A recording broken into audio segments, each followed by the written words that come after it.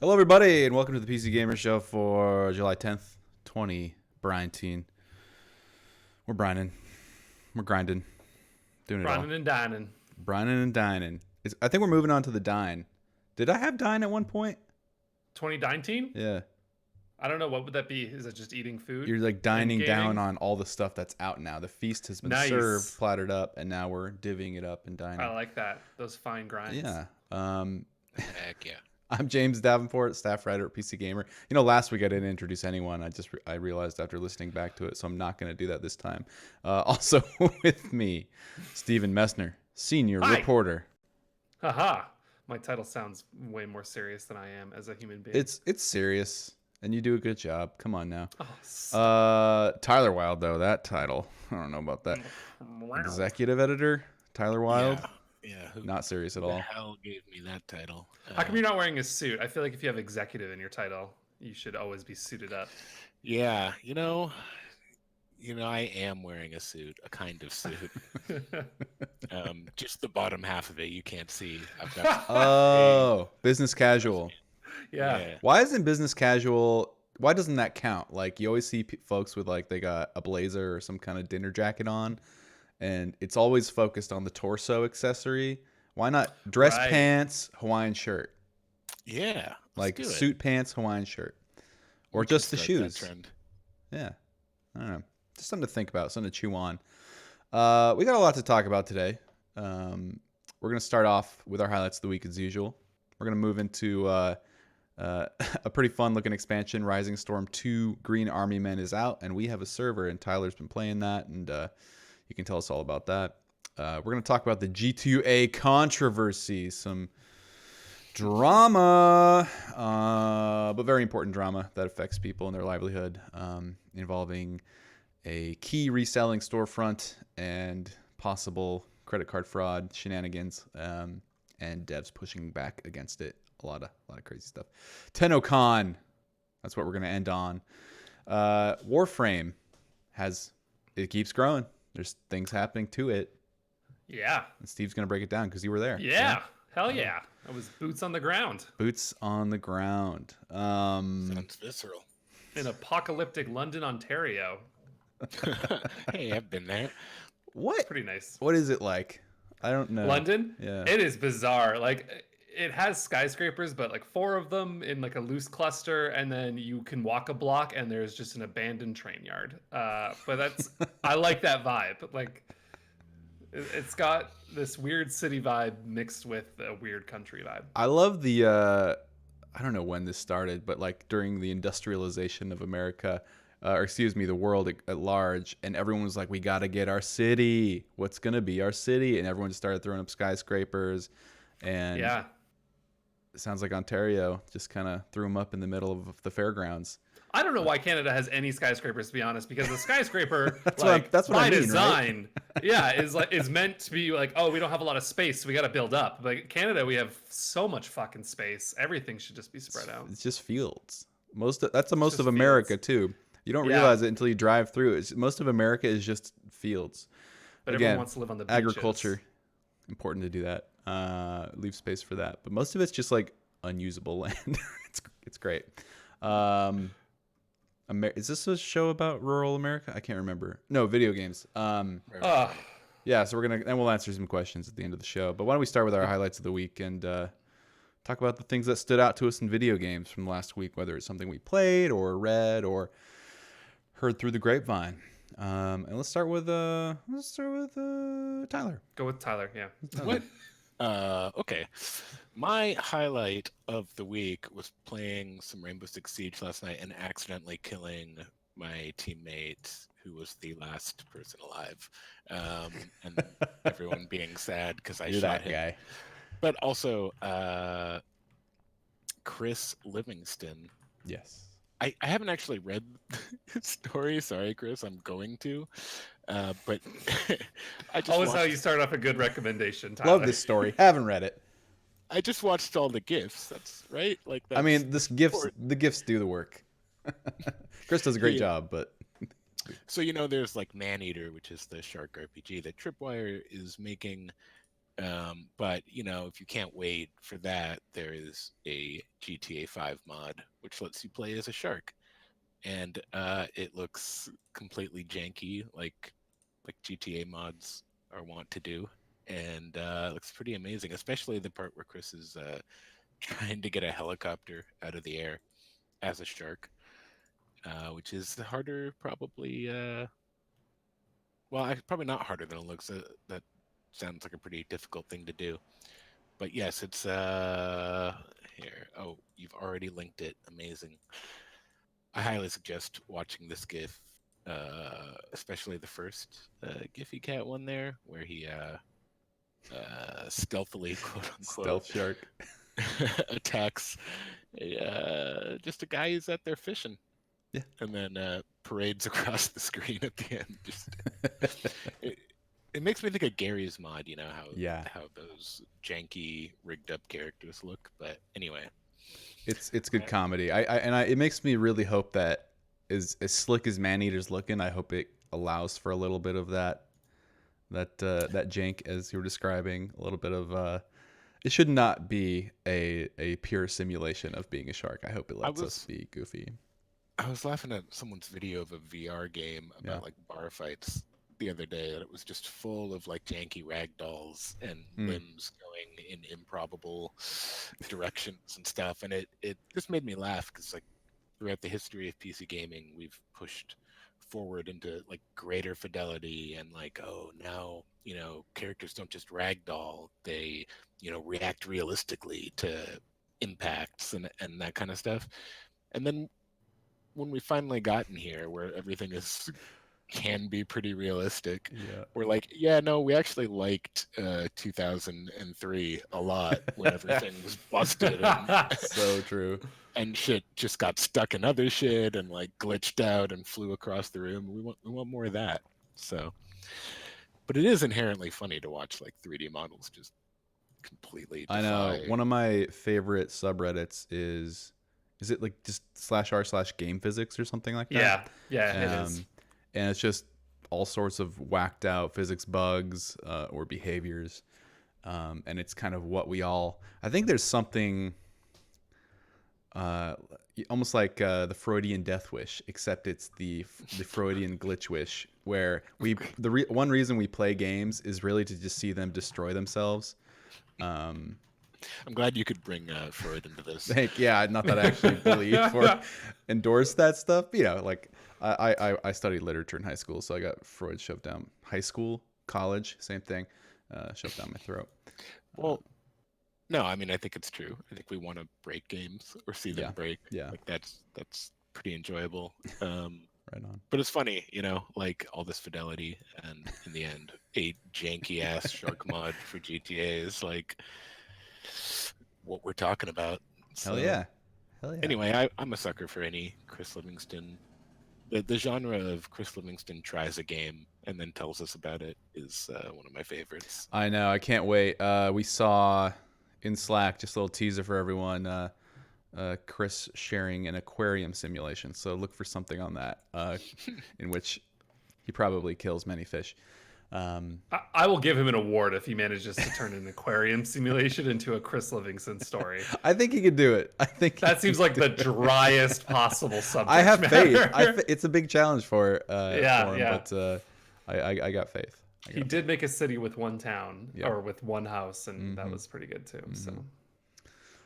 Steven says here we're just going to skip you because all your highlights kind of rest within. Or you got something else? I came up with something after I wrote that down. I was being pessimistic at first. I think the one thing I'll touch on briefly, because we talked about it in depth last week, was the EVE Online invasions. So there has been like a new development, which is really funny, which is just that CCP has basically turned off the ability to see who's in a system with you, making all of EVE Online extremely dangerous. So it used to be, it's hard to explain because it's just so wrapped up in EVE Online bullshit. But like in EVE Online, there's been this alien invasion, and that's been going on for weeks now. And it's really rattled up players as they've destroyed loads of player structures and ships and stuff like that. The most recent development is they've done like a blackout, they're calling it. And so basically how it works is normally in EVE Online, when you go into like a solar system where other players might be, everyone's on like a list together, so you can see who's like in that chat room essentially. And that's like a really valuable intelligence tool if you think about it, because if you're mining in your very expensive ship and 40 guys pop into the system, you know that something's about to go down, and you should probably like turn tail and run. It's like seeing a dust cloud on the horizon if you like lived in the old west and being like, oh shit, gotta get out of town. So they switched that off, which means people can now basically move around EVE Online's nullsec areas completely unchecked. There's no way to know if someone is in a system with you until they blow you up or like make themselves known. If they talk in the chat room, then it shows that they were in that chat room. But anyway, so it's made EVE Online even more dangerous now. It's just fun. It's just so fascinating to see CCP continually over the last 3 weeks, like just mess with their players. Have they responded to the players at all, or are they just not as far as I'm aware, they haven't. So they've said a few things. They've said that they're not going to be resetting the game. People, to give you an idea of how sort of apocalyptic these changes were, people were worried that CCP was genuinely out to like wipe the slate clean and make EVE Online go through like this apocalypse where from the ashes of these old empires, new empires would have to rise up. They've come out and said we're not going that far. We're not going to wipe away the long history of this game. But as far as I know, they haven't made any official things. CCP has like this weird in-game news service called The Scope, and periodically like they'll release news videos that are like, reports come from Delve that drifter attacks have increased by 20. Like, and it's and there's like the news ticker at the bottom.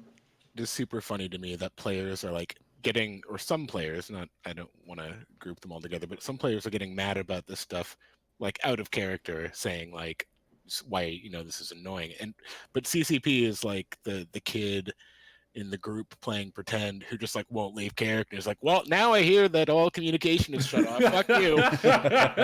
Guys, like I don't like through the game. I don't like this update to the game. Yeah. Can you now I'm hearing fuck you. And it's funny because even when I reached out to CCP Games, as I've been covering it, I was reaching out to CCP Games being like, trying to get a comment. And as someone that's covered their game, like obviously, I have a pretty good relationship with their people. Like usually they're very helpful if I need quotes or comments, stuff like that. And even then they were refusing to engage with me with outside of like role playing, basically. Like they responded to one of my requests for comment and were like, we passed on your hailing frequency to the drifters, who are the aliens that are invading, and they've chosen not to establish contact with you, but we did intercept this meme.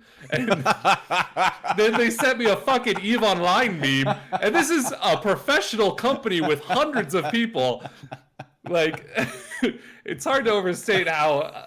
Number one, I was very impressed by that strategy. I think like all the power to them. And Tyler, you're absolutely right. Like people are getting quite upset by this, and I think I think the vast majority of people are probably enjoying this and liking the spectacle. The people who are upset are the victims in this, who are these nullsec empires, these empires with thousands of people who have worked very hard for years and years to build very large empires and protect them. And so to have all of that undermined because of CCP, arbitrarily deciding that EVE Online was going to go through an alien invasion, they're all very grumpy about it. But it's just hilarious to see that, and it's hilarious to them be like, we're gonna quit the game, or we're gonna ruin the game, so that other people will start quitting the game, and then we'll make our voices heard. And it's actually like you said, CCP's like, the drifters have sent through a message. We're deciphering it now. We believe it says "fuck you." If you want to leave so bad, leave. So anyway, that's my highlight. It's very fun to see a developer just bully their own audience, just giving them swirlies, alien invasion swirlies. And beautiful. I think it should continue. Cool. It's funny. Yeah. My highlight is nude bugs.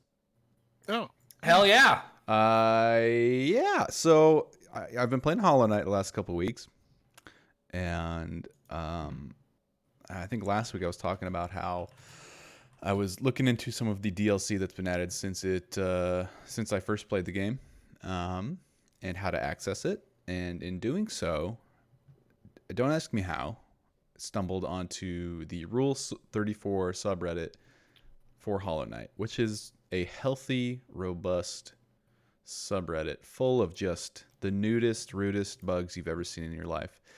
And so I kind of dug through a lot of this fanfic, a lot of this fan art depicting all of these fairly simple Hollow Knight characters in extremely erotic poses and situations, and just kind of wrote about it for the website to show that, like, I think a lot of the focus when this stuff leaks into or permeates, I don't know, the public sphere, it has to do with these big tentpole games like Overwatch, because there's like basically a cottage industry around Overwatch erotica and Patreons that basically facilitate the creation of it.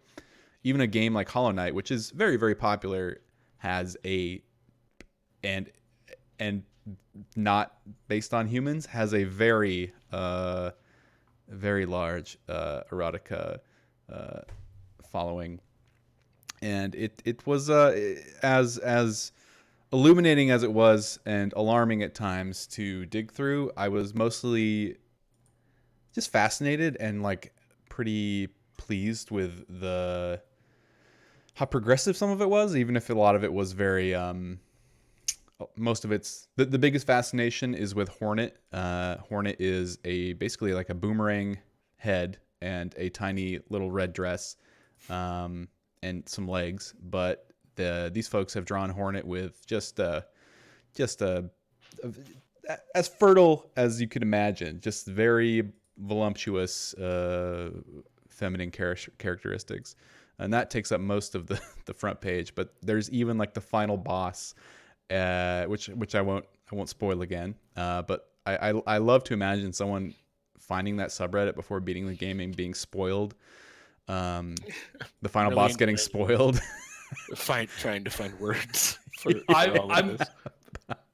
I'll describe an image I just saw if I may. Oh sure, yeah, let's go for it. It's Hollow Knight shoved up the ass of the final boss, who is blushing sensually. Yeah, this is What is this? This is the image Hey, don't shame. This is Yes. like a lot of this is pretty like tasteful Don't as get far me as wrong. erotica goes. Yeah. It's not, as some suggested when you wrote about it, in any way a surprise to any of us. No. We know what the internet is, and I'm a little surprised. Are you? Yeah, I feel like, okay, maybe I'm naive, but I'm a little surprised just in the sense that, like, Overwatch porn makes so much sense, right? Does like, it? Those are characters. Yeah. Those are like I'm soundbiting that and putting it at the front of the episode. Overwatch porn makes all the sense to me because, Okay, all right. Look, I get it. Those are characters that are like, all of them are attractive, conventionally speaking. They're very fleshed out human beings. Like, it only makes sense that you'd want to see them without their clothes on, or that people would want to see them without their clothes on. Hollow Knight, these are fucking cartoon insects. That kind of surprises me. I'm not gonna lie. don't know. Like you said, Hornet is a boomerang in a red dress, and someone was like, "But what if she had tits?" And I think that's I applaud it. Don't get me wrong. I'm not shaming. I'm shocked. Frankly. Yeah. I mean, it's a bigger leap. I think, like, for me, I see it as if I'm into fanfic and I'm also very horny and good at drawing. Or not, I can look at something like Hollow Knight and like conceivably make something a little bit more imaginative because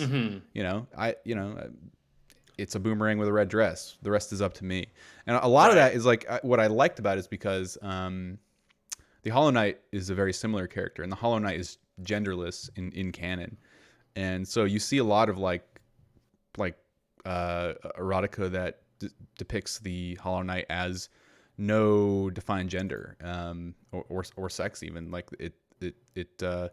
he is the abyss. Sorry, they are the abyss, and fit whatever fantasy these folks have, and like that's like I think that is a thing that people might be drawn to. Yeah. Also, just the mood and aesthetic, and maybe a bug fetish. Maybe there's some kind of bug fetish going Right. on. Like there's a lot of What's- room for mandibles and all sorts of fun stuff. It's interesting to me that you would take something like bugs are not anatomically similar to humans at all. I'm not going to pretend to know how bugs do it. I don't really know. But like How do bugs I do it? can't imagine that they do it in a similar way that humans do. So I'm surprised to see that so many people are resorting to sort of, So- you know, they're humanizing the bugs, whereas like I don't know. Steven, do you not believe bugs have dicks? Do bugs have dicks? I don't think they do. I don't know enough about bugs to say for sure, but Get David Attenborough on I've killed the a lot horn. of spiders, and never once have I been like, Spiders are arachnids, Steven. "Oh shit, you're right." Well, I think it would be interesting to just interview some developers, and just see what they think about it. It's out of their control, obviously, Yeah. what people do once Yeah. they're, the author being dead and all. So Um, dead in this situation. Yeah, it would be fascinating. That's like something I've thought about doing as part of the sex beat. Is maybe you guys can tell me. We can just have our meeting live here. It would be fun to like absolutely. across Future just meeting. this fun tiny little interview Yes. series. Just kind of like ask creators.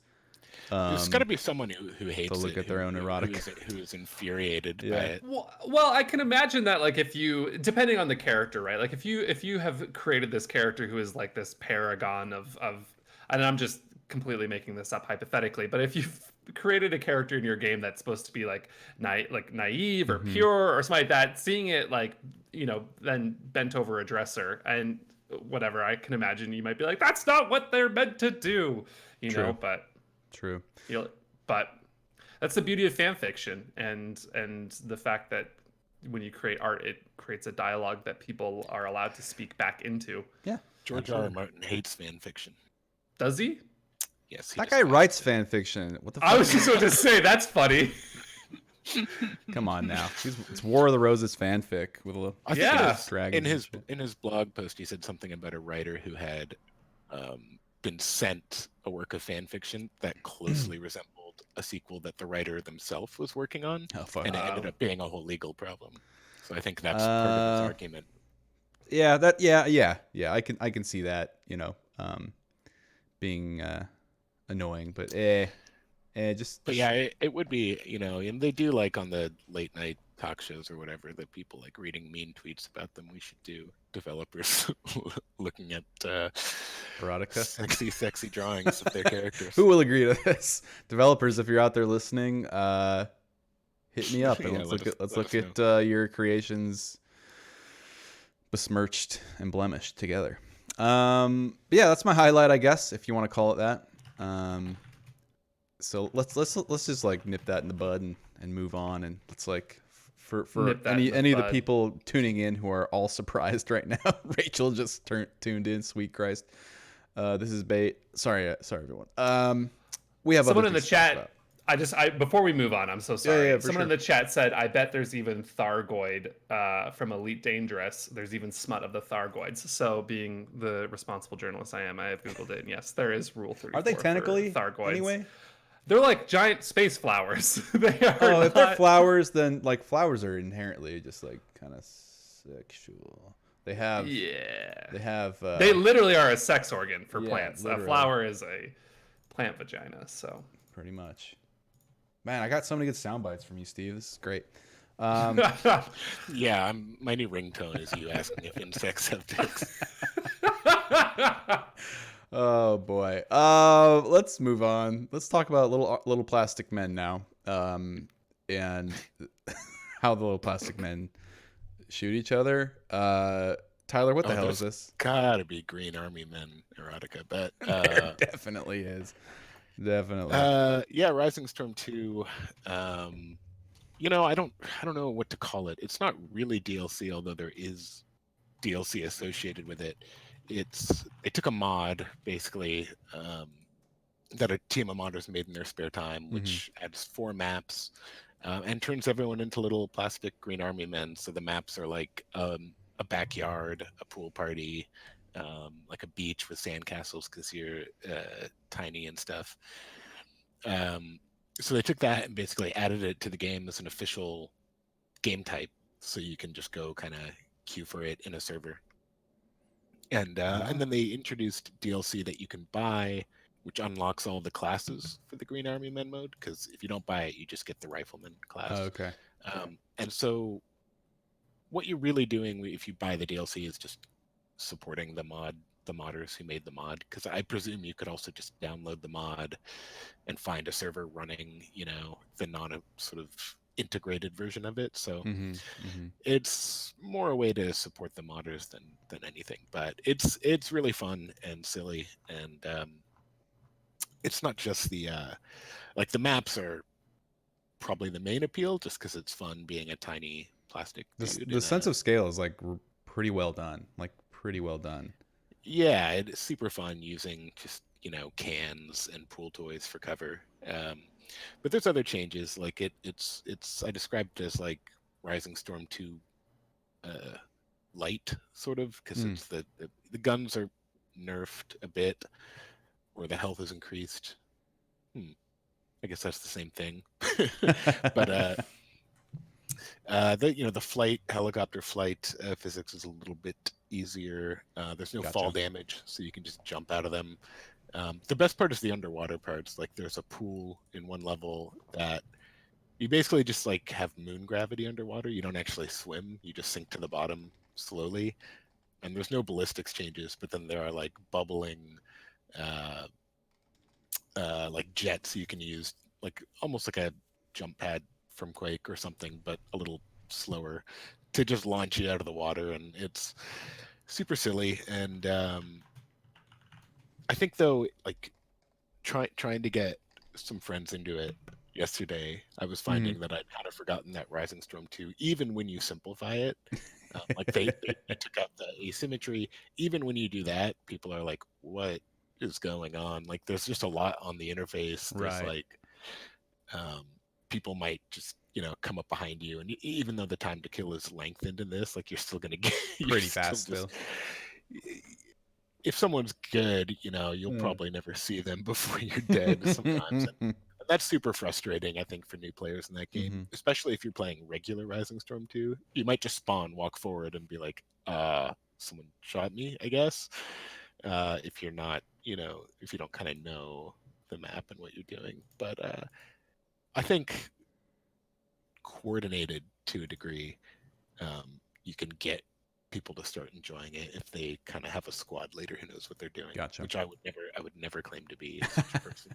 You probably know more than most of us, so we'll turn to you when we get in the game. The biggest problem was when they launched it yesterday. They kindly made a server for us because we said, we want to play it, but like they made like another official European server, but a ton of people wanted to play it, so they were kind of relying on community run servers to use the game type, but only like 5 or so did, and they were all completely full, so it was super hard to get in. Okay. And it's a free week of Rising Storm 2 right now, so if you want to try it, you can just download it on Steam and play it. But that also means like it might be tough to get into the Green Army Men servers if they don't add a few more. I haven't checked today; there might be more. But yeah, free week for Rising Storm 2. So if you want to try it out, it's a game I really like, but I also like. One of my friends tried it because I said, "Hey, it's free, try it," and he's like, "Yeah, I don't. I tried. I don't get it." Like, it really just, your experience is going to depend so much on whether you have someone kind of helping you through it. Right.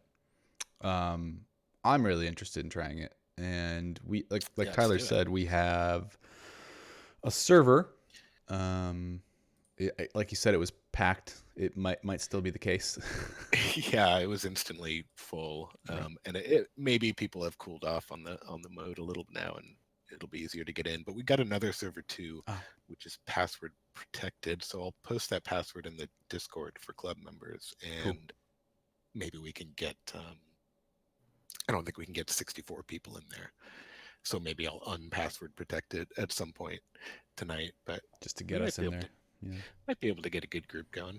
It'd be fun. It'd even be fun with just like a skeleton crew, just to explore those big levels and have a dumb That's arena true. time. We could just goof off. Yeah, yeah. Not even fight. Just fly helicopters into each other. I'm down. I'm down. Yeah, that's Rising Storm 2 Green Army Men. Green Army. So it's a free addition to the game, but you have to buy the Right. remaining classes. Okay. You have to buy the DLC if you want other classes. But you know, I mean, most people are going to play as the rifleman anyway. You can. It's funny. You can Well-rounded. pick up like enemy weapons, like if they drop them, and it's like if you're on the green team and you pick up a blue guy's weapon, now you're holding a big blue gun, and it's so easy to forget who to shoot at because like your hands are green, but you're holding a blue gun, which is the biggest thing on the screen. So I'll Oh, just no. instinctively like aim at a green guy and then be like, wait a minute, shit, no. That's good. It's very silly and Right fun. on. Cool. Are you planning on playing more tonight? Are you guys? Yeah, I'm probably gonna. Steven, Steven, you're probably too busy. Final Fantasy. I like to and- live real life, Yeah. man. Okay, sure. Yeah. Oh, all right. Yeah, that's cool. No, I want to jump in and play it. Yeah. All right, cool. I hate being an adult. Yeah, never have it's time. yeah. I wanted to play yesterday, but then I was just tired. You never pirate. just with tired. us, Steve. I know. I know. Now I feel left, now I feel left behind. Like now it's just That's the thing. It's you like, guys are doing things that I don't even understand, so I just feel out of it. you guys are like through the story now, right? Ish. Yeah, Like, we finished. This is Sea of Thieves we're talking about. Yeah. We finished the new like story missions, and then a couple nights ago we had just a bunch of treasure from some killing a big shark and some other stuff, and I am just like I'm organizing the treasure, and Wes is like playfully swinging his sword at me, but I didn't. He was behind me. I didn't notice, so I pick up a powder keg, Oh and of no. course instantly the sword hits it. It explodes, and not only that, there were other powder kegs on the ship, so Oh you can my kind of God. hear as I'm dying, like another explosion, and all four of us appear in the afterlife, and Oh. we go back, and when we respawn, our ship is completely gone, and all our and all the treasure. Oh my god. That's the joy of that game, though. In the moment, maybe bad, but look, you have a story. You brought it to Yeah. us, and yeah, Got an entertained. anecdote. Well, now that Yeah. you're out of it, I might join you guys again. When you were going through this story, I was like, oh, Yeah. I don't even want to. It's exhausting thinking about trying to catch up to where you are in the story. But now that that's wrapped up, I'm happy we to can just we could jump back in for shenanigans. yeah, we'll just goof off for sure. Yeah. Cool. Yeah. That's what the game's for. Let's switch gears here and let's talk about this G2A. What is the G2A? Tyler? G2A. G2A? Yeah. So things get pretty complicated when you start talking about all the different ways there are to get game keys, which I've learned about. So obviously you have your core platforms where we actually download games, where our libraries are, like Steam, reluctantly for some people, the Epic Store, Uplay, Origin, Battle.net, etc. Mm-hmm. But then there are keys that can be generated that redeem games on those platforms. As everyone knows, Steam keys are just a thing, and only, at least in the case of Steam, only the actual publisher or developer of a game can generate those batches of keys. So it always starts with them. Like if you have a Steam key, at some point they generated it, and typically they'll work with some kind of a wholesaler or a middleman, or directly with someone like Humble to either sell those keys, but I think more commonly they get sold sort of on consignment, where like say I made a cool game, I bought a bunch of keys, or I generated a bunch of keys, I send those to Humble, and then later Humble would report back to them, okay, here's how much we sold, here's how much you made, here's your cut. So it's not that Humble is like, we'll pay you up front this month for the keys, right? So that's sort of how that works. And then once a key is purchased and a user gets it, then it's anyone's bet as to where it ends up. Humble is, I guess we would call a key retailer, because they get their keys from game publishers. But G2A, I don't know why I'm going so in depth on This this, is good foundational stuff. Yeah. Yeah. G2A is what we would refer to as a key reseller. It's more like an eBay marketplace, right? Where people say, I bought a bundle on Humble, and I got 5 game keys. 2 of them I don't want. I can then go sell them to someone else on G2A, and that sounds completely innocent and fine. And I think Mm-hmm. there are many cases where people sell on G2A, and it probably is just that. They have some extra keys that they don't want, so they sell them at a cheap. Um, but where there's a potential for profit, there's also a potential for some less scrupulous ways of obtaining keys. They've been stolen before. People have used stolen credit cards to buy a ton of keys from a key retailer and then sell them on G2A.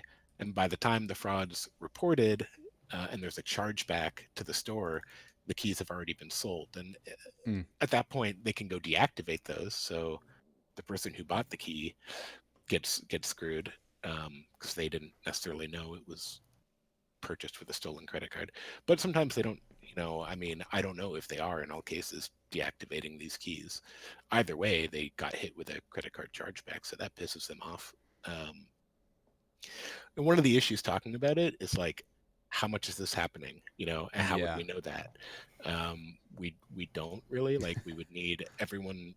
We would need like this God's eye view of all the data to say like, okay, this game was sold on this bundle, and there were this many, this much credit card fraud, and this many keys ended up on this key reseller. But we don't have access to everybody's information, so but there are other things that annoy developers, like people begging them for keys, saying that they're, a popular influencer Mm-hmm. or impersonating another influencer and lying to get keys so that they can sell them. That's something we've heard multiple developers say is super annoying. So point is, a lot of indie developers not a fan of G2A. Um, and last week they were in the news because Mike Rose, who's founder of No More Robots, like a sort of indie label, was pretty pissed off that G2A was taking out Google search ads for uh, one of the games he represents, Descenders, so that if someone searched for Descenders in Google, the first thing they're going to see is a G2A listing where someone's reselling the key. And again, we don't necessarily know how that person got that key. It might be innocent, but maybe they got it in a free giveaway or something, and instead Mm-hmm. of kind of entered that giveaway not in good faith, knowing they were going to resell it, or maybe there was some other way they got it. But the point is, he wasn't a fan of that, so he sort of made the bold statement that he would rather people pirate games he works on than buy them from G2A, because G2A causes headaches, Mm-hmm. and potentially is a way that they're losing revenue. Um, so a lot of other developers chimed in and said the same thing, that key reselling is a pain in the ass, and they would really rather you just steal the game than pay another user for a key. Mm-hmm. Um, then G2A responded, with its own like, yeah, basically saying that they're overblowing the issue, and it's good that users can sell keys they have, and like it did, I think back in 2016 when Tiny Build got into it with G2A. It's kind of the same back and forth, where G2A is saying, we're not doing anything wrong. We're providing a service like eBay, and we try to, we do our best in these ways to make sure there's, no fraud. And developers, a lot of developers saying, well, fuck you, I don't care. Mm-hmm. Your service just causes us endless problems. So yeah, I mean, that's a recap of the controversy. As far as like what we think about it, it's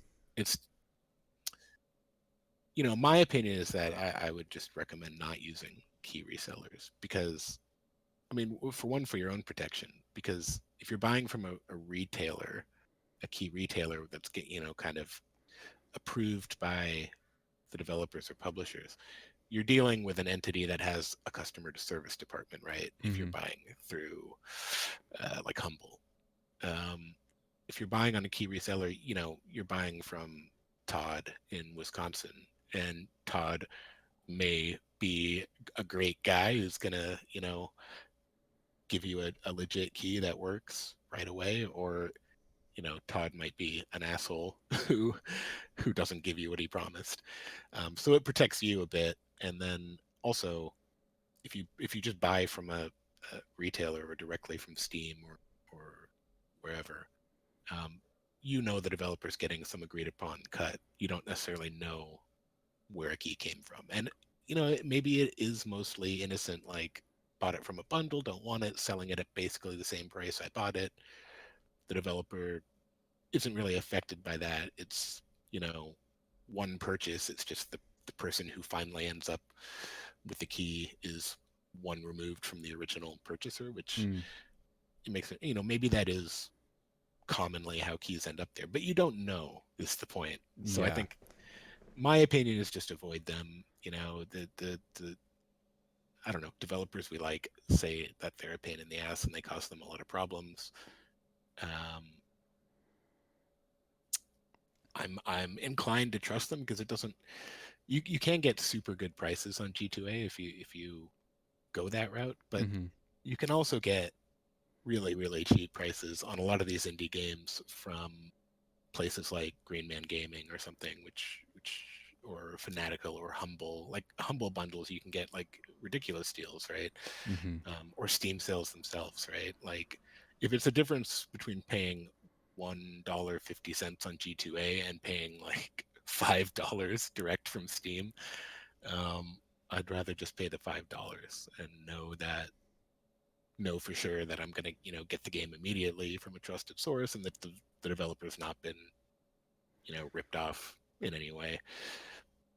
Yeah. So what's the? I guess that clears things up a lot for me because I'm still like catching up, and you've been researching this quite heavily this week. So what's like the end game? A lot of developers I've seen are like sort of calling for basically the end of G2A is like the ideal end goal. But this feels like, and I'm not a market forces guy. I'm not like endorsing or a believer of the market or capitalism bad, but it feels like G2A is like a business that exists in a lot of other like industries and is sort of a natural, I don't know, byproduct of this abundance of keys. So like sort of just the technology or the means of distributing games digitally and the abundance of them in people's hands. Yeah, my To a feeling degree. is that like calling for G2A to shut down is not a very productive route for someone who aggrieved by it, because there's also lots of other websites that facilitate this, and the fact that I say we, but the fact that the industry created a system by which you can redeem games with keys, put a ton of them onto the market. It created the potential for this cottage market that was obviously going to develop, where people want to trade these keys. They have value. People want to trade them for money or for other things.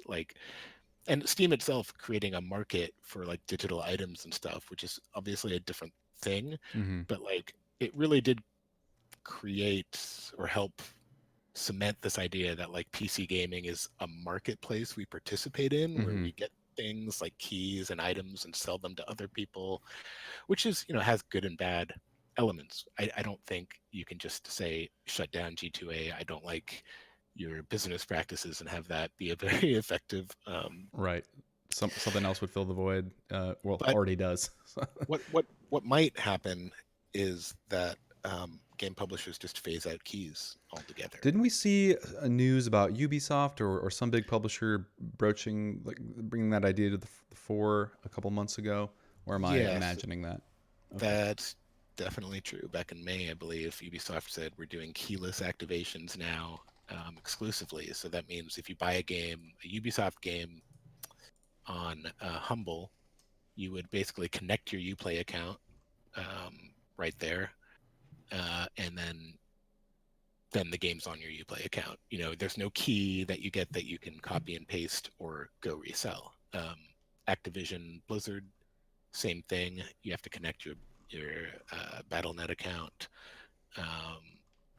and some people do it with Steam too. Like I bought a game called Mm-hmm. 1 Hour, One Life from the developer's website, and then he put it on Steam. And to get it on Steam, I had to go to his website, log in like through the Steam API, and then it was added to my Okay. library. So you can do keyless Steam. Keyless Steam keys. That doesn't make sense. The thing with these things is there actually is a key. It's just that we don't get to see it. It's behind the scenes. It's on the back end. Right. Yeah. I was talking with another guy in the indie space today who I still have to sort through his comments for an article, but he didn't really love the idea of this because people don't like connecting accounts. I don't. Like, keys are super convenient. That is one thing that's good about them, is they're really easy to give someone and pass along to someone else or whatever. Like we deal with keys all the time, giveaways and stuff.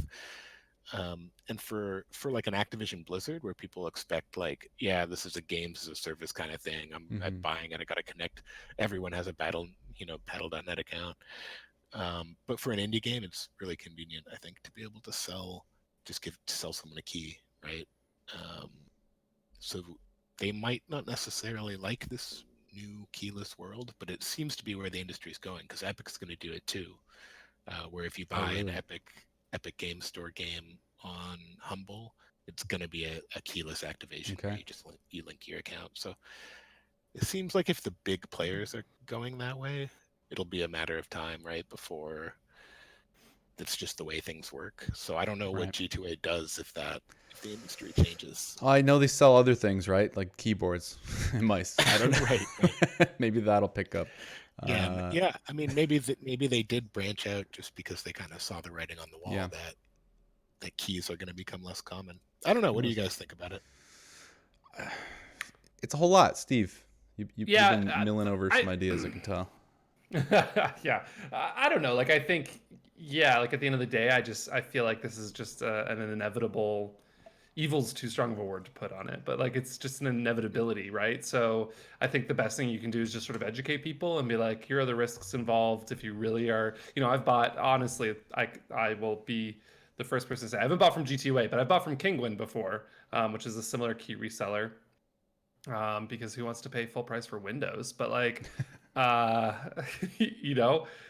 but that comes with risks, and it's potentially damaging to the companies that you're ripping off, and you just have to acknowledge that. And I'm never going to worry about ripping off Microsoft. No. That's the last company on the planet. Yeah. No, that's why I did. That's why I did it. But anyway, it would be super hard to sell a Windows key that was illegitimate. It just wouldn't work. Yeah. Microsoft keeps fucking tabs on that stuff. Yeah. That's part of the problem with the games industry, especially indie devs, is that they just don't have the resources to keep tabs on every key. Small teams, yeah. And then to go around and deactivate every batch that seems to have been sort of misappropriated or bought with a stolen credit card like that is a lot of work to do, right. I feel like if you want to make a lot of money right now as a software engineer, you should develop a very cheap service that helps people manage the keys that they create for their games, in the same way that there's now like those media pages that like Rami Ismail's company has made for like press contact pages and there's all these different like PR services and stuff like that. Someone should just make one for managing game keys. So looking into this, because this key market was much bigger than I realized. Like, there are wholesalers, or not necessarily wholesalers, but like middlemen. Basically. That's what surprised me the most when you were talking earlier. Who kind of do this for a developer of a big enough or publisher of a big enough size may not want to sit there and like negotiate with a small Polish key retailer about how many keys they're going to give and what price. So they give the keys to this sort of middleman company, who then has connections with all these various regional retailers and handles the back end that allows transactions to sort of be made from a centralized. That's fascinating. So I've got to look into that more. But it's apparently what Wes and I were researching this, what we heard from one person in the industry is that that doesn't account for a lot of money unless you have like a pretty big library of games, and then it's like most of your revenue is still probably coming from like Steam sales and you know a small amount from like Humble. But it's kind of the long tail theory. Like if you just maybe we'd rather not sell keys. We'd only want to sell directly on Steam. But if we can get an extra few thousand a month, by just kind of giving this middleman a bunch of keys, we'll do it. Right. But that also creates the potential for those keys to disappear or, be purchased super cheap in one region and then sold in USD on a key reseller for a tidy little profit for the reseller. So yeah, I think it's important that like I like your point earlier that like I don't want keys to go away. I don't either, really. Yeah, I like them. Yeah, me too. The idea of connecting accounts sketches me out, and I think they're so useful for what they are, and I agree that fundamentally games have value in a way that like you should be able to trade those around with certain limitations. Like obviously, once you activate a key, it's used. But have you ever heard of the blockchain, which allows? Oh god, are you inventing blockchain right here? Fuck. Oh No, but Sniper Echo Zork chain in chat kind of echoes your comments there, and like points out that connected accounts can work, but you just know more and more people will click on links, etc., and it will cause security breaches. A key you copy paste prevents that. So that opens up a whole new headache of phishing problems and such. Yeah, so it's a complicated trade-offs. issue because like I definitely feel for. I mean, I don't care if people are selling copies of GTA. I don't know, whatever. But I do feel for the indie developers who are like, sure, having this company put Google ads out there with the name of their game, so that that's what users are seeing. Like that would be frustrating as hell, right? Yeah. And especially if you're offering them, a good price on the official platforms and, doing everything you can to kind of market that, to have someone swoop in and undercut you by $1, that would be super annoying. Yeah. I think G2A is like, as a company, they're just very shitty. Like the way they conduct themselves is very not dumb. great. No, like, but the industry that they belong to, that cottage industry, I think is, it's fascinating. It exists. It's troublesome. I think it ultimately just comes down to like consumer awareness, which is, I now try and buy, like if I'm going to buy meat from the store, I try and make sure that I'm meeting some sort of minimum qualifications for the meat I'm buying because I want to, as best as I can without dropping hundreds of dollars on meat. Stolen meat. Yeah, I don't want stolen meat. Nobody wants to eat stolen meat. And Steven, then they deactivate your meat and it's yeah, the whole thing. Yeah. I want to make sure that when meat. when I activate my meat, I know that's a good point. I actually really like that. That's another good that should be on a fucking shirt. Activate Yeah. my meat. The animal activate my meat. That sounds like we're talking about the Rule 34 thing again. But so many good Steven bites. I am a font of dumb nonsense. But I think like ultimately it just comes down to like making sure that people are educated and then just encouraging them to be like, hey, everyone loves video games. If you're buying video games, of course you want to get a deal, and video games is an expensive hobby to be a part of, but maybe it's worth paying a few dollars extra if it means contributing to the health of the developers that you care so much about. Yeah. I mean, my take is just be cool. I mean, if a developer this hurts my business and this causes headaches for me, please don't buy my games from the store. Then don't buy their games from that store because it's kind of it's not asking too much. I don't think in my opinion. I know people have smaller or larger budgets for games, depending, but again, if it's a difference of a $2 game and an $8 game, like it's a little hard to justify in my opinion. But I am privileged to have access to a ton of games, so I don't want to paint anyone with a sweeping brush and claim everyone's being a cheapskate, but it just I mean, obviously they put a lot of work into the games they make, and we've seen over the past few years a lot of studio closures, a lot of huge layoffs, And it's like, if one small part of helping these developers stay healthy is buying their games through channels they approve of, then it seems worth doing to me, because I don't want to see more studios close or people get Yeah. laid off. Right on. And yeah, you've yet to see any like quick takes on PC Gamer. We've reported on the issues arising last couple weeks so far, but that's because, like Steven said, education about the issue is pretty important. Tyler and some other folks are really digging into the issue to try and understand it as completely as possible and spell it out for our readers. So yeah, I will say I'm still working on understanding this whole yeah, key market. I it's got two complex. interviews tomorrow, with one with someone from a game publisher, one with the CEO of a game wholesaler, which I didn't even realize before this that there were PC game key wholesalers. Weird. Like, So weird. so yeah, we'll find out.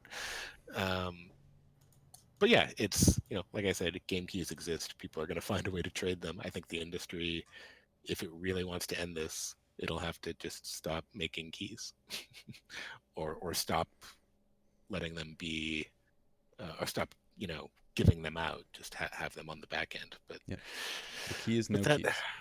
That kind of makes me sad, because I hate connecting my account to shit. Yeah, I also love just dumping keys in people's laps if I have extra, but we'll see. Oh yeah. Let's move on. Some good discussion there, and thanks for spelling that out for us, Tyler. But we need to hear about robots in space and some other bullshit, or Hell yeah. our audience is gonna get they're gonna get sad and tired hearing about all this nonsense. But tell us, Tennocon, Steven. Yeah. What the hell is Yeah. what is Tennocon? Tennocon is TentacleCon. Yeah, it's it's a convention where people just get together and celebrate tentacles. Cool. Moving on. Good chat. No, Tennocon is Warframe's annual Celebration convention. of the number. Sorry. Tenno, to just to explain it, Tenno is the name of like the player, the person you play in Warframe. You are a Tenno, which is sort of like an ancient creed of cybernetic warrior. So Tennocon is just, I guess, what they settled on. I don't know why they didn't go with Warframe Con. Warcon. But anyway, Tennocon is a thing that happens every year. Warcon sounds ominous, but and it's basically like a press conference. If you think of like an E3 press conference, it's that with the added benefit of like people, thousands of fans come out to London, Ontario, Canada, which is where it's held. And it's a sort of a whole day in this big convention center, and they do lots of fun stuff for like the fans. There's games and stuff like and panels that they can attend. And it's just sort of a big celebration of everything Warframe that caps off with this big onstage press conference that's live streamed. And that's where they announce all of the big stuff coming to Warframe. And I'm kind of blown away by how big it is. I know that Warframe is a big deal, and it's consistently one of the top games on Steam, but at one point, like the Twitch subscribers, like the concurrent viewers on Twitch, was over 400,000, which is like that caps a lot of League of Legends esports events. Like that's a big deal, and for good reason, because Tennocon's a really exciting time. This one was really exciting as well because we got an extended look at all the cool things coming to Warframe, not least of which being Empyrean, which is their new ship-to-ship combat expansion, which will allow you to build a ship and then fly it around space with your friends and fight other ships in space and then board them and steal them or explore space ruins or fight a Kuva Lich, which is like Shadow of Mordor. Yeah, it's like a special boss, like from like the orcs from Shadow of Mordor. Okay. Where every time but with a twist on it, where every time you kill it, it adapts to what you killed it with, and then comes back more powerful and stronger, and then it's sort of, it's like this ongoing nemesis that you're gonna have throughout this update. That's sweet. That gets stronger, and he like. It's cool, like depending on what Warframe. So Warframes are like the different suits of armor that you can wear in the game. They're like different RPG classes, but there's over 100 of them, I think. Every time you kill him, like different parts of the Warframe you killed him will like mold into his body. So you might have like your Warframe's helmet as like a shoulder guard kind of thing. It's very neat. But yeah, Empyrean is crazy. Like not to just sound like hopelessly enthusiastic for this thing. I'm sure there's going to be some flaws with this update, but the fact that Warframe, a procedurally generated corridor shooter, is going to now have ship-to-ship combat where you can. It's basically FTL in space. So, or FTL is in space, duh. It's basically FTL in Warframe. So if you think of FTL, that beloved indie roguelike, it is a game where you have a ship, it has battle stations, you and 3 of your friends are on the ship manning these different battle stations and sort of coordinating how to share the limited energy pool on your ship. So you might want to be like, full power to shields, and then like activate the ion cannon, and then there's all these different upgrades you can get, which are different sort of weapons and defensive systems. Enemies will invade your ship and have like boarding parties that you'll have to repel, and meanwhile you're also flying the ship, engaging in ship-to-ship combat. So you're coordinating. Then your team can leave the ship in their cool little Gundam wing art. They're called an archwing, but it's basically like a Gundam flight suit thing. They can leave the ship and then fly around in space around it, shooting other ships, and they can go inside those ships. And then once you're inside the ships, it's kind of like a traditional Warframe level where you're killing enemies and running through these corridors. And then you can, if you want, you kill the captain and take that ship and then pilot that ship around. And now you have 2 ships. There's ruins to explore. There's lots of cool stuff. They've done like a lot of really. It's such an obvious idea. I'm surprised that other games haven't attempted to do this before, because there's just a lot of really cool things going on here. One of my favorite parts was they went into a space ruin during this 30-minute live demo of this thing. They went into a space ruin, and it was like a traditional Warframe level. 2 of the players went inside, or 3 of the players went inside, and one of them was flying around in the ship outside, basically being the designated driver.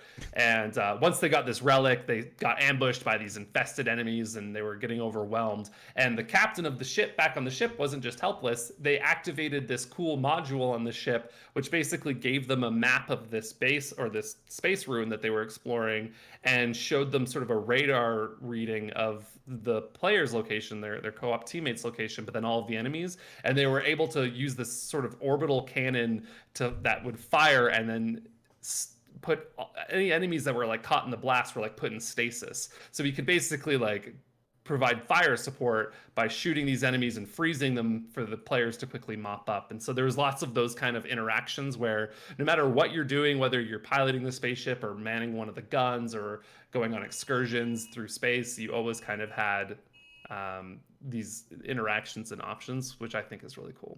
It's like FTL. That's a lot, because I think we announced or teased the spaceship expansion at the PC gaming show 2 years ago, like that. And so is this the same thing that's like finally happening soon? Yeah. So last year they first debuted it at Tennocon, and it was a really cool moment because nobody knew it was coming. So they had a demo for Fortuna, which is one of the second open world zone they were adding. And so, it was checking out an open world zone, and people were excited by that and whatever. And then when that demo ended, they were like, but wait, what's this? And then like a ship came down, and they got on the ship and flew off into space. And, it was fun being a part of that as both a Warframe player and then someone covering the event, because seeing these players who had for, 6 years been playing this game that was mostly just hanging out in corridors and running through corridors and shooting enemies, and playing like horde game modes, seeing them watch as Warframe quite literally like took off into space, it blew everyone's minds, and it was really fun to be able to witness that in person. Cool. But yeah, so Empyrean, I think that's like the big thing that I would talk about from Warframe. There was all sorts of other stuff. Did you give a time frame? They don't. No. So okay. Digital Extremes, to their credit, because they're a studio that pumps out a lot of stuff, but they are very flexible with deadlines. So we don't know when it's coming. Probably Sounds next year. Yeah, it's coming along really nicely. Like when they showed it last year, it was almost like a proof of concept. Just like, hey, we can make this work. This year, when they showed it, it felt like a game. Cool. Go ahead. Sorry to interrupt. No. The main question I have, because it all sounds cool, like, other players and me on a ship, and I'm calling in ground support, and I'm stealing enemy ships. Sounds great. If I've never played Warframe, am I ever gonna be able to get into this? Yes. So it is something that owning the ship is something that will take a bit of time. you have to be a part of a clan, and then there's like a special thing that you would build with your clan. It's very easy in this game to just join a big clan. Like Okay. there's clans that are actively incentivized to just recruit anybody. So, you can get into a clan, you can build your own railjack, which is the name of the spaceship. That will take some time and grinding, I believe. But if you just wanted to be on someone, all you need is a friend that owns one, or someone in your clan that owns one. So yeah, I think it'll be very easy even for new players to join as like a crewmate. One cool thing that I forgot to talk about that you reminded me of, Tyler, is like the squad link system. So not only like, it's crazy that they're trying to do so many things at once, which almost makes me nervous because I'm like, what if they can't pull this all off? But there's also like a squad link system. So when you're in space and you're fighting, there are sometimes like objectives. In this current case, they were fighting this Kuvalich, this Shadow of Mordor nemesis guy, and he had a big capital ship. And once they kind of got close enough to approach it and they were ready to sort of tackle it head on, it was like the Battle of Endor. This shield generator activated on Earth nearby. They were fighting above Earth, and it protected this ship, and they couldn't get to it. And during those moments, and these moments supposedly will happen sort of organically, what you can do is you can send out a squad link like notification. And anyone who's in your clan or in your alliance, which is multiple clans, can, if they so choose, respond to this notification while they're doing other things in the game. I'm not exactly clear how this works, but let's say you're on Earth and you're chilling out fishing, which is a thing you can do in Warframe. I don't know why. And you're spear fishing on Earth, and someone is fighting a space battle and they need your help, they can basically send out the squad link notification. You can choose to accept it. You get rewards for doing it, for helping out. And then that gives you an objective on the ground in sort of a separate mode to tackle. And if you complete that objective, that then helps the squad in space. So in this case, the shield generator activated, the squad on the ground got the notification, they chose to help, and then they, without having to go through loading screens or anything like that, this objective organically pops up that's like, go here, this is where the generator is. And so they ran over and they blew up the generator. And as soon as they blew it up, and this was all happening live, so you're watching like 6 screens on stage, this all happening. As soon as it blew up, the generator, like the shields around this capital ship went down. What's cool about it too is like those objectives aren't mandatory. So if you don't have any friends like me, and no one responds to your call, you can still complete the mission, but they say it's like doing it with one hand tied behind your back. So you might have to find another way to go around it. But it's another way that they're sort of tying all these different parts of Warframe in together, which I think is really neat. So it sounds really ambitious. It sounds, parts of that sound a little bit like a certain failed Eve spinoff. Yeah. Yes. I was thinking. Totally. It's a little bit different because you're not connecting two separate games. You're connecting different, right, squads in the same game. I guess the ambition is reminiscent of, what was it called? Yes. Dust 3. 514. Dust 514. Yeah. Which was, if you're not familiar, the shooter that CCP made, the developers of EVE Online, for the PlayStation 3, and it was a shooter, and the idea was that in EVE Online you could do an orbital bombardment, and that ordnance would land on the map in your Dust 514 game, and these universes were going to be connected, and it never worked out. But it was a nice thought. I think it's not as ambitious as that, but it's still ambitious. It's still, I think Digital Extremes is, over the last few years, been really swinging for the fences. Even, when they started making open world updates, that was kind of like, wow, geez, like you guys are really expanding. I mean, not everything has been perfect. Like, I've read your reporting on it, but like I think they've earned so much goodwill from like the overall quality of what they produce, even when there's kind of like, oh, this system kind of sucks.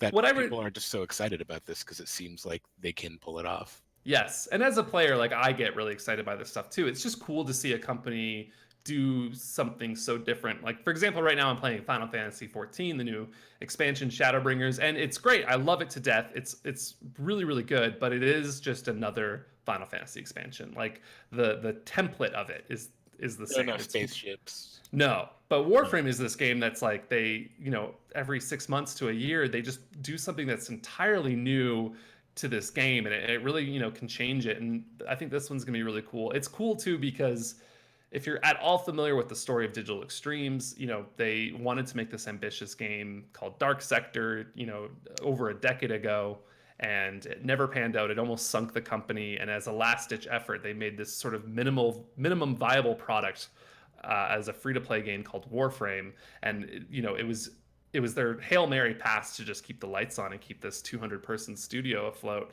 and it grew over time into this huge success, and one of the best free-to-play games on PC, probably the best free-to-play game on PC, I would say. Um, and one of the things that was sort of left at the cutting room floor for their original sort of pitch design, I'm actually writing an interview about this right now, so spoilers. But anyway, one of the things they left behind was this idea of flying in space. They never could do it because it was too ambitious. And so it's cool to see this game, this company that was against the ropes, they were on the back foot, they were the underdog, has now built this massive success. And now they can kind of go back and realize the creative vision that they wanted to always make but couldn't.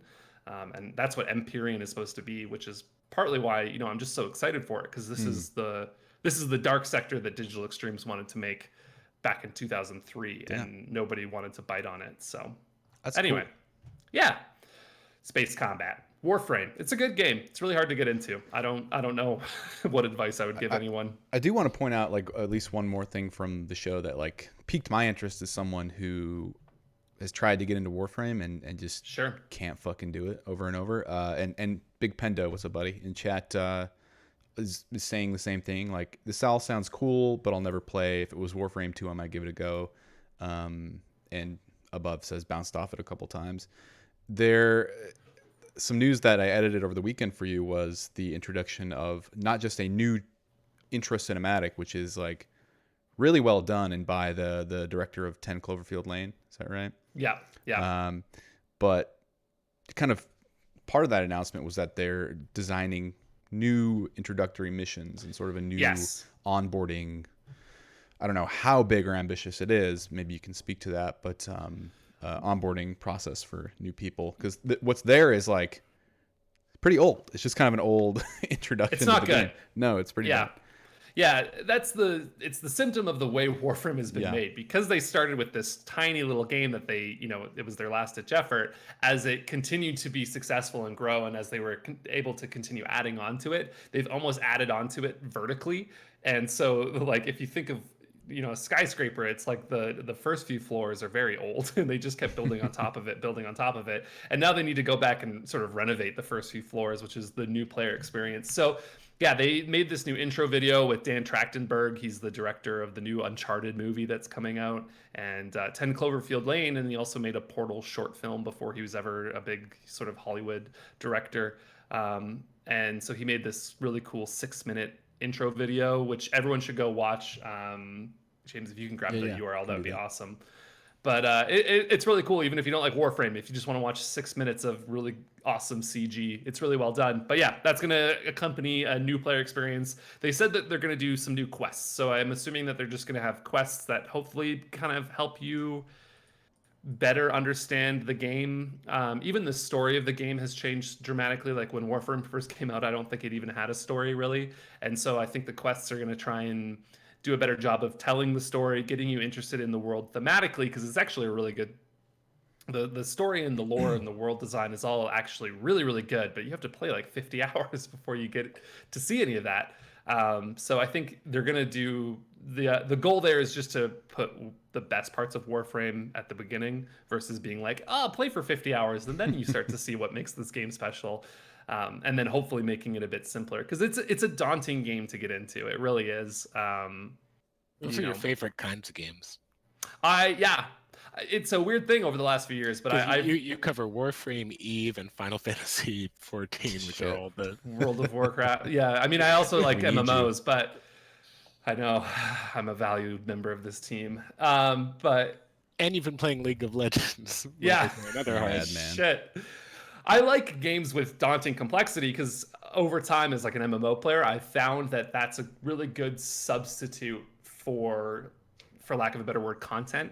Like MMOs kind of have this problem, or like Destiny even has this problem of it's very, at a certain point you just have seen and done everything there is to do, except for like the really arduous grind that might exist for like hard, like really good items or whatever.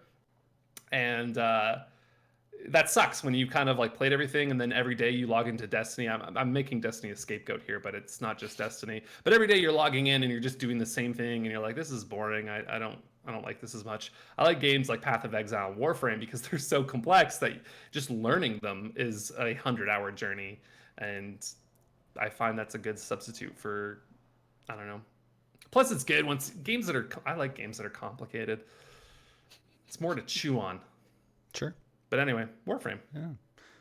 Warframe still fascinating as hell, and like you said, very happy that that's a success story turned into a success story for Digital Extremes. Yeah. Very nice. Who doesn't like a cool underdog story? No. Why don't we close out with a few questions Yeah. and call it a day?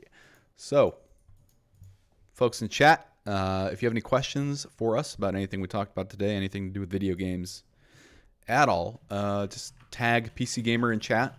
Otherwise, I'm going to miss it. We do answer questions from the PC Gamer Club first, so go to club.pcgamer.com if you don't know what I'm talking about. There's a private Discord invite as part of that whole subscription. That's again club.pcgamer.com. Excuse me. Let's jump on. Tohome.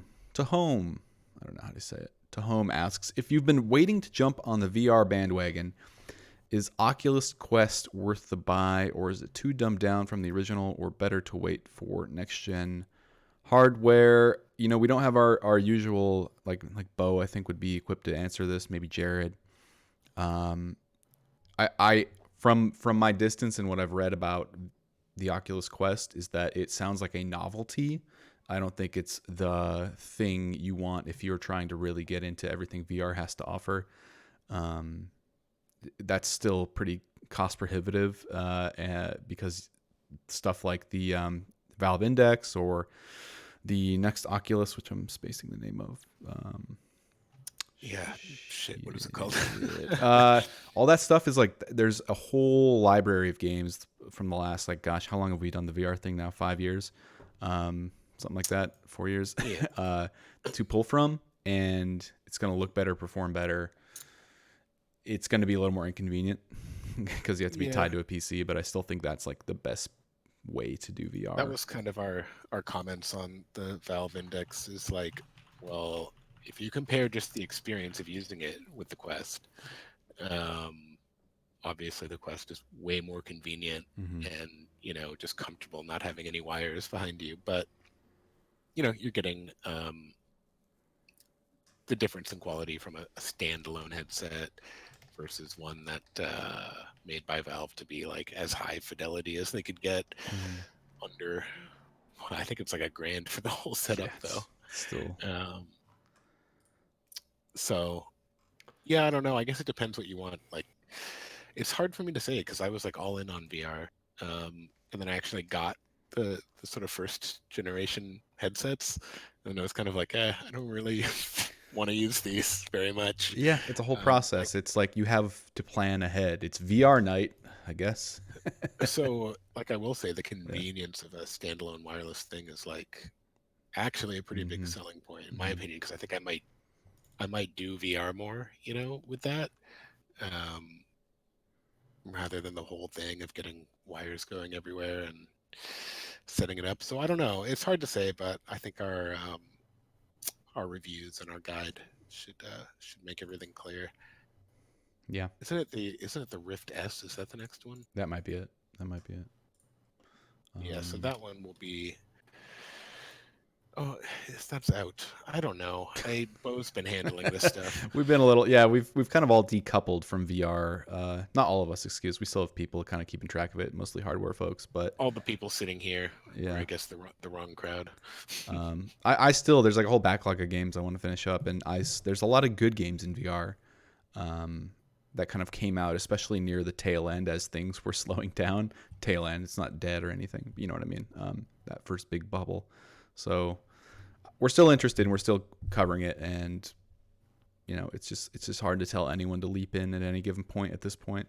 Do the research, read our stuff. We've written about most of it. So yeah. Let's move on to the next question here. Acid Wolf with another hot minute round. No explanations for your picks here, please. Pick one from each of the following 3 pairs for any reason. Well, I guess you can give me a short reason. 1. Neo or Sekiro? Sekiro. Neo. Tyler's just being contrarian. He's just good. 2. Burnout or Forza Horizon? Oh, fuck. That's tough. Forza Horizon. Yeah, I think cumulatively Forza Horizon at this point. Burnout. Yeah. Okay. All right, buddy. Ugh. 3. Tyler first. Pillars or Divinity? Divinity. Yeah, I mean, Yeah. Divinity. Original Sin 2 is great. Yeah. And all RPG combat should be turn-based. I think it is some of the finest RPG combat to ever grace this terrible earth. I'm going to be sad if, I'm sure it will be, but Baldur's Gate 3, if it's possible turn-based combat, because I hate possible turn-based combat. I really don't think it will be. It's too mushy. Yeah. You don't think they'll go with that? Because that's the No. Yeah, but even like Pillars of Eternity has added a turn-based mode after the fact. Mhm. Like the second one now has turn-based in it, and it, from everything I've read, in terms of like the community reaction, a lot of people are like, "Well, finally, like this is so much better," and better. I don't think you should ever go back. Real time with pause is just not good. Is there any advocate for it? Yeah, I was saying possible turn-based. What I meant is real-time with pause. You know, I feel like what happened is that like they wanted to make D&D based games, which is turn-based combat, and probably someone up top at some point back in the 90s was like, but it's got to be more action. Right. Yeah, and then that was their solution. Like, there are people who like it, but to me, it just feels like some kind of concession. I like how Divinity makes it feel complex and lively, but also just articulates so perfectly through the UI and environment detail and character design, like what is happening. And it can still be fucking insane and very complex, but you can also be extremely deliberate with the choices you make within that. I don't know, like it just feels so much better to me. I don't know why you would want something. I think it's fine to go all the way the other direction and do Diablo style, absolutely. do the action RPG clicky click thing, or go turn based. But this like middle ground where it's like I never liked it in Dragon Age. I don't know. But some Final Fantasies have like done fun stuff with that kind of combat. Yeah, I guess watching the Final Fantasy but remake, they have systems within systems. Like you're actively digging, like it's like navigating menus in those games is like a mini game in some of those live action combat. I guess I shouldn't make any sweeping generalizations. I just sort of like classic isometric RPG style of real-time possible has never appealed to me. I think I'm with you. But, Anyway, cool. We explained the hell out of that one. That's fine. Oh yeah, I forgot we weren't supposed to explain. I ruined it. It's fine. It's fine. We, an opinion or two can get through from here and there. But JBJ Blaze, what you guys looking forward to most in Apex Legends second season? And some of these are rollover questions from last week. And Stranger Things 3, the game. So two pretty disparate topics here. I'm particularly interested in legendary gun skins, which I think continue to look very cool, and how the new Stranger Things game will compare to the first game on mobile as well as the Netflix season. So, have any of us dug into Apex Legends Season 2 at all? Have we gone back? Bo's been on that. See, Bo should have been here the Bo for show. The VR. I played a touch of it. And yeah, it's still Apex Legends. I think it just bums me out, and I think a huge problem with the design of the ongoing design of that game is that it is playing it too safe. Respawn should really just introduce, I feel, should introduce some kind of dynamic, unpredictable ability or weapon or item that really just guts the meta, or at least shifts like it. Cube that rolls across the map, or not even that, just like meteor. Do something unprecedented. And again, I hate to compare it to Fortnite. Oh my god, but Fortnite has succeeded and stayed interesting to me because it just like the item coming next week will totally reconfigure the way I think of combat, or at least like add a new decision into that big tree, and that hasn't changed. And maybe there's some people, I think like Evan, probably really love the purity and like admire the purity of it, but I think I don't know. Battle Royale is a bit more about, for me, like having a landscape of possible decisions in front of you and doing your best within that like kind of slightly unpredictable landscape, making the best tactical choices on the go. And that's fundamentally an ingredient of Battle Royale. Yeah. I just want to point out, if we're looking at the source material, it is being in an environment where improvisation, it's unpredictable. You want things are happening. Yeah. So I think Apex Legends is still missing some degree of that. Yeah. The problem with purity is just like it gets boring. Like I maybe I'm just a baby who constantly needs my games to do new and entertaining things, and I can't play a first person, or like I can't play a multiplayer shooter now unless it has like a progression system slapped on top of it. Yes. But like I don't know. I love Apex, don't get me wrong, but I have no desire to go back and play more of it because I have milked that game for its enjoyment, and now I'm a video game vampire. I just move on. Leave the corpse. That's why I like MMOs, because it's just endless content. Content, capital C. Just right into my veins. The content vampire, Steven. As for Stranger Things 3, the game, I don't think any of us have any interest in the game. I didn't know it existed until this morning when I went on Steam and was like, "What the shit is this?" It's pixely arcade punch out looking. I don't know what it is, like River City Ransom brawler style, or I don't know. I just don't know what it is. It looks kind of, I hate to say it, phoned in, because maybe it's very interesting and deep, but it like takes the nostalgia bait of that show already so heavily depends on, and just like it's a video game version of that. It's throwback. Right. That's what I was going to say. I'm okay with the show's nostalgia, but this is a callback too far. I talk a lot of shit about this show because I think season 2 is like probably the worst thing I've ever seen on television.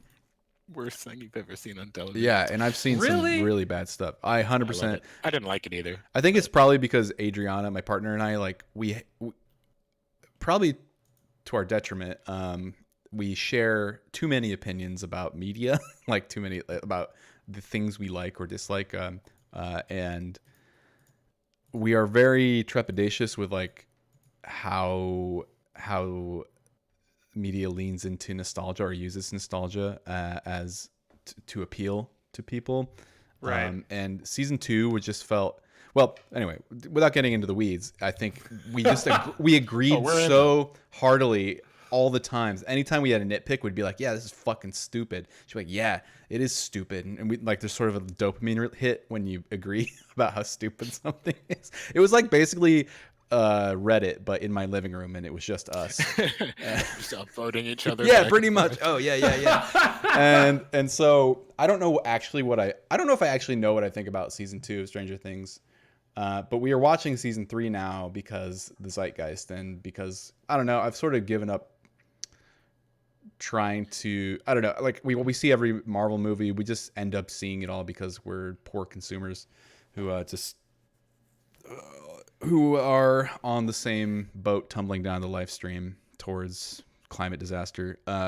But it's actually kind of fun, even if the characters don't do anything interesting, even if they're all empty vessels, sort of like. I've completely forgotten what happened in season 2. Yeah, we did too. But sorry to derail that. Smoke monster. Yeah, there's much better like gross monster stuff in season 3, like that, and that's what we're watching for. We're like, oh hell yeah, that's nasty. And then like the sheriff will be back on the screen. We're like, oh, go away, you weird abusive alcoholic creep. And the kids will do something irrational that involves nearly killing someone based on a suspicion. Anyway, it's a nonsensical show, but who gives a fuck? The game looks, I don't know. Yeah, can't say anything about it. No opinions on the game. One more question before we wrap up here. Kanifu, does Steven have a favorite moment or moments of Final Fantasy 14 so far? It's probably like a fucking couple dozen. One more quick question. Let's just cut the show. I mean, now. just you know. How about I talk to myself for 15 minutes and it's basically the same thing? Yeah, I got a thing to get to, so. Tyler's gonna go. Yeah, he's got to dip out. Tyler, you leave as to the sound of me painfully explaining. No, there's I a am good gonna leave. there's a good Bye, scene. Tyler. There's a whole fucking zone in this game. Is that gonna break the? It's gonna make your who face cares? zoom in. And it kind of is appropriate for what we're doing. There's a whole zone that is just fairies. Irish fairies.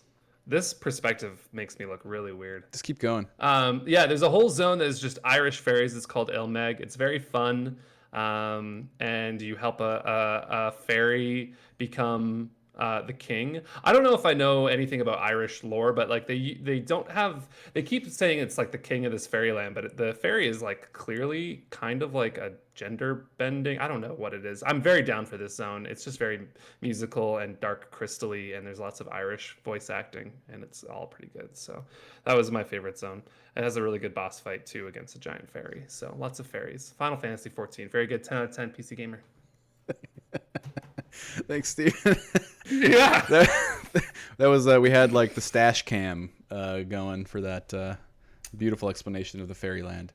Do you ever like look at your face from different perspectives and go, "Holy shit, I'm actually ugly"? Every day. Like it's especially weird because when you're on a webcam, I think we're used to seeing photos of ourselves like some selfies like flip or mirror image, and some webcams have that on or off. So we're used to seeing ourselves a certain way, obviously. And as soon as Yeah. you flip that perspective, it's like, what the fuck am I looking at? A stranger? It's nasty. It's scary. But also, I don't know. Maybe I should just get a haircut. We'll see. Oh, Tyler pointed out I'm now occupying his spot. I'm Tyler Wilde. go for it. IPAs, cucumber crimes, and anarchism. Nailed it. You got it. Fucking Oh boy. G2A Roasted. is complicated. I have a lot to learn about it. Oh, boy. That's really spot on. I've been practicing my Tyler Wilde impression we for a long time. appreciate you, Tyler. Yeah, We appreciate you. posting Rocket League gifs. Big Pendo, anarchist cucumbers, aka pickles. Yeah. Let's call it here. Let's call it here. Cool. Let's do We it. might as well. Yeah. Thanks for tuning in, everyone. You can find us here every Wednesday at 1 p.m. Pacific time, twitch.tv/PCGamer. You can find us after the fact at youtube.com/PCGamer for the VOD, or you can go to PCGamer.com/tag/podcast, where you can find the podcast RSS feed. You can find us on iTunes there. Look for the PC Gamer Show, not the PC Gamer Podcast. Still doubled up there. And if you can, on iTunes, since we're starting a new feed, we would really appreciate it if you rate the podcast, leave a review. And I mean, especially after that, after the stash cam, I think I know how many stars you want to leave us, and you feel it in your heart. So do the right thing. You can find us on Spotify, anchor.fm/PCGamer. Anywhere you can find podcasts, you can listen to us now. So with that, I guess. What I don't know. Don't forget to game on. Say it. Game on, Game on. motherfuckers. Bye-bye.